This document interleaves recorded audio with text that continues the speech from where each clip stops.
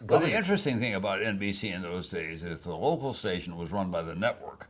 The local news was. So you had kind of passage, if you will, between the two. I was primarily a local reporter doing politics and then the 11 o'clock news, but I also did a lot of network stuff because the local station, not a good idea, it was run out of New York. And they didn't have a feel for Los Angeles, so they made some not very wise moves in terms of who was going to be the anchor until they got people out there who had a feel for the Southern California culture. What other major stories do you recall during that period? Oh, all of them. I mean, I was in Berkeley.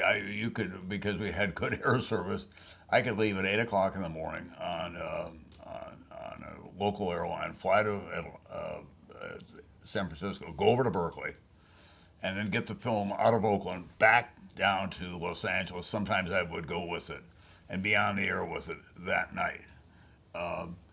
We also had the second Watts. Watts had blown up in '65, blew up again in '66. A man by Melinda Detweiler had been killed by police, and he was rushing his wife to the hospital. A huge story.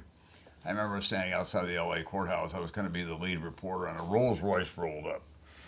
And the most dapper guy you can possibly imagine got out and looked. He said, "Young Mr. Brokaw, I know exactly who you are. I'm Johnny Cochran. We're going to be spending a lot of time together." And I said, "Yes, Mr. Cochran." And that's how I first met Johnny Cochran. Watts was a cauldron. It was boiling all the time, and the LAPD was really hard-nosed, conservative guys, and they saw it as a war. I mean, they took down headquarters down there by using armored vehicles. You know, everything was going and at the same time, the counterculture was going on. The flower children were everywhere. The anti-war movements were going on. I was spending time in the valley with all the Chicanos who were organizing. Doris Huerta, I remember I got to know well. I knew all the people who were doing that. And then NBC was using me more to go out from LA to cover stories in the American West. And what was going on at Berkeley during that time? Well, Berkeley was, it was on fire, frankly. Ronald Reagan's first weekend in office, he fired Clark Kerr because Clark Kerr thought he was superior to the president. It was a huge upheaval.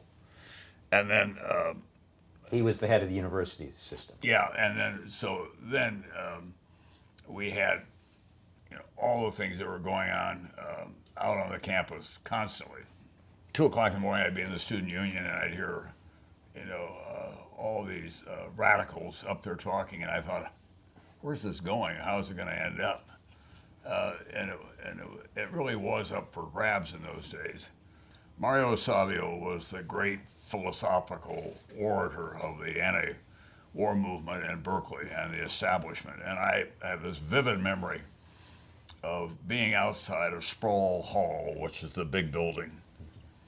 And I went over to, I said, "Are you going to speak?" And he typically said, "It's not up to me, it's up to them," turning to the students. And a couple of minutes later, they said, "Mario, Mario, Mario." And he got up and he looked at the crowd. He's a real intellectual. He was not just a showboat. I mean, the guy knew what he was doing. Looked at the crowd, looked back at Sproul Hall, had a great cameraman, and Mario said, sweeping his hand towards Sproul Hall, "This is not the university." And my cameraman had followed him perfectly. And he turned back and he said, "This is the university." And it was the crowd that he was in. And the place went up.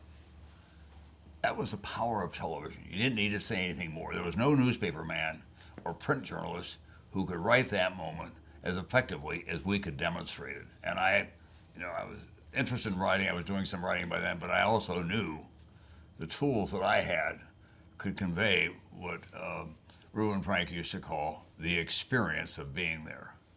And that was one of the times that I really remember that was perfect. And Savio understood that.